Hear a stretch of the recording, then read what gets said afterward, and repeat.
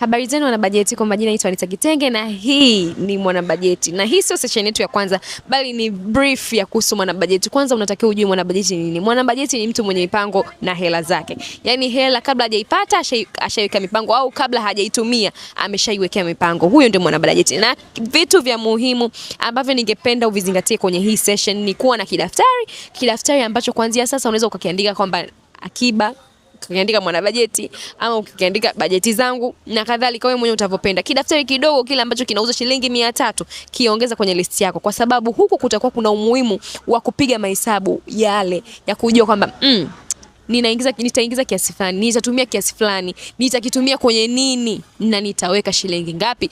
Hizo ni miongoni mwa vitu vya muhimu sana ambavyo vitakuwepo kwenye session hii. Kwa hiyo kidaftari ni cha muhimu. Kitu cha pili ni inahitaji watu ambao si wepesi, kwamba una akiba yako kiasi fulani, mtu akwambia bwana nina shida fulani, ukampa.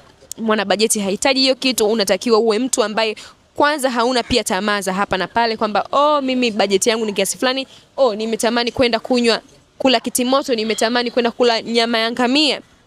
Sio mtu huyo mwana bajeti pia.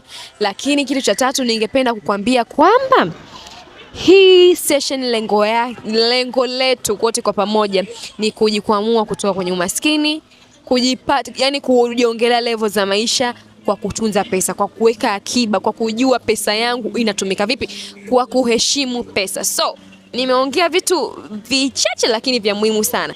Tukutane kwenye session ya kwanza ya mwana bajeti, na kama nilivyosema mimi ni Anita Kitenge. Usisahau kushare na marafiki zako, comment, kusubscribe, kulike na kadhalika.